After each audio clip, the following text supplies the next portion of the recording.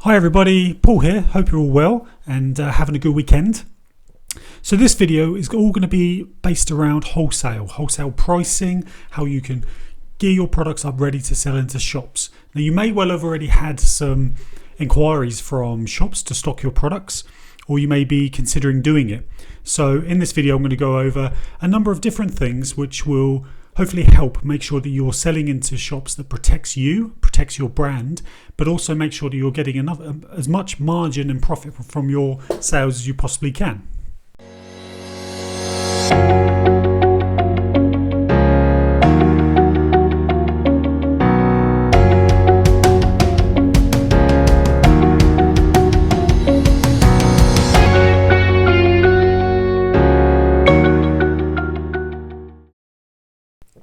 So in this Facebook group, we've had two people who have mentioned about wholesale, Shana Spears and Rachel Kennedy. So firstly, congratulations on getting approached and to have your product stocked in shops. I mean, that's a great achievement on its own. It means you're doing something really well with your brand and your products. So congratulations on that.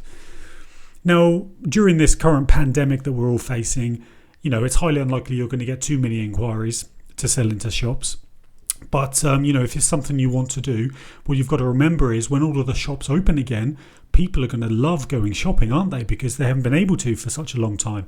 So now is a good opportunity to get your products and get your wholesale service geared up, ready for that time. Okay, so the first thing I want to talk about is pricing for wholesale. Now, there is an unwritten rule which most people follow, most brands and manufacturers and companies follow, and that is your wholesale price is 50% of your retail price, but your wholesale price also needs to be a minimum of double your production cost.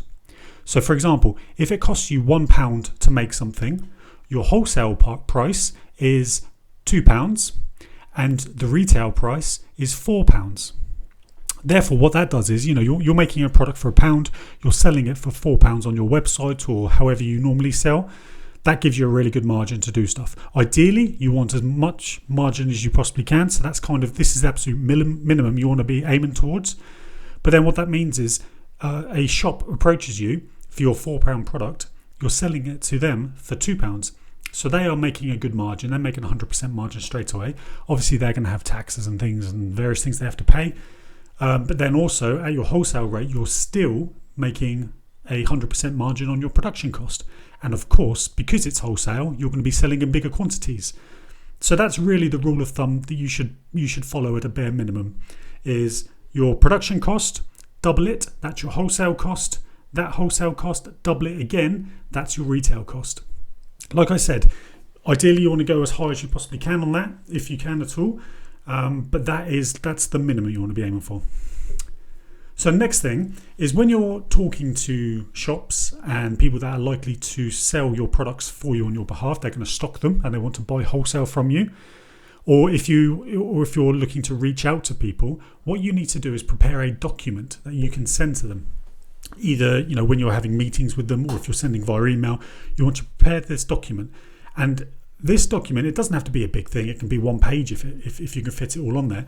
But basically, you want to have a list of all of your products, all of the cents, all of the unit costs for each product, and within there, you also want to talk. You want to talk about your terms as well. So, do you have a minimum order value? Do you have a minimum order requirement? What's your shipping costs? Do you have a free shipping cost break? Now, I'd highly recommend that. Ours is £150 excluding VAT.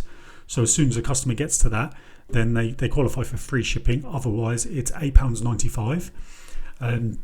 That works really well because you'll find that shops that have tried your products that want to stock them, they will make sure they get above that because that £8.95 is something that it just eats into their margin. So they will definitely pay more than that if they can. And then, your terms, are you taking payment up front? Do you want to split the payment? All that kind of stuff. And that's something I'm going to get onto next.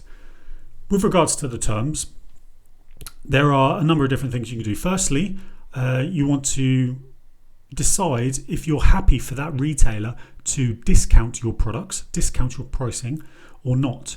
Now, what you'll find is, let's say you sell a product for £6 you wholesale it for £3, but that retailer stocks it for £5. They're still making a margin, but that is undervaluing your brand. Well, that's certainly what I feel anyway. So you need to decide if you're happy for that, or what you can do is put into your terms, no discounting without prior agreement. So if they want to sell your products for less than what you're retailing them for, get them to speak to you first. Then you need to make the decision on that.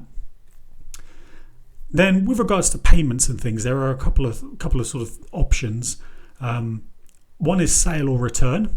That basically means that you're sending your products to the wholesale customer, and if they don't sell them after, say, a month, whatever they haven't sold, they can return to you, either for a refund or they don't pay for them, however you've worked out your payment terms with them. I would strongly avoid doing this, certainly in the early days. What you really want to keep it nice and simple is payment up front, just the exact same way as you buy from your suppliers, the people that sell to you. I'm sure you've got some credit agreements set up with some of your suppliers, but most of them you will have to buy the products up front, make the products and then sell them. Same with the shops.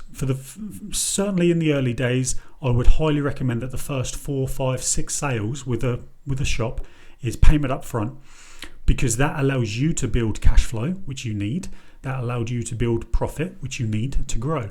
And it also allows for that relationship with that business to blossom. Once you've got to a position where they love your products, they're selling really well in their store, and you love working with them, it's working really well, then you can start to talk about sale or return or credit agreements as well, where they have your products on 30-day terms. So you ship them your products, 30 days later they pay. There's lots of different options around that, but in short, for the first 4, 5, 6 sales, get payment up front, because you need that cash to grow your business. So just to recap, pricing, your production cost, double it, that's your wholesale cost. Double that again, that's the retail cost. That's the bare minimum you want to be going for. Create a document which details all of your products, the cents, all of your pricing, your terms, your shipping costs, and then insist on payment up front. That's the main thing. So they are the 3 general tips I have for you for wholesale. That's what's worked for us, and that's what's worked for many businesses that I've researched and that I've worked with previously before. I hope you find this helpful.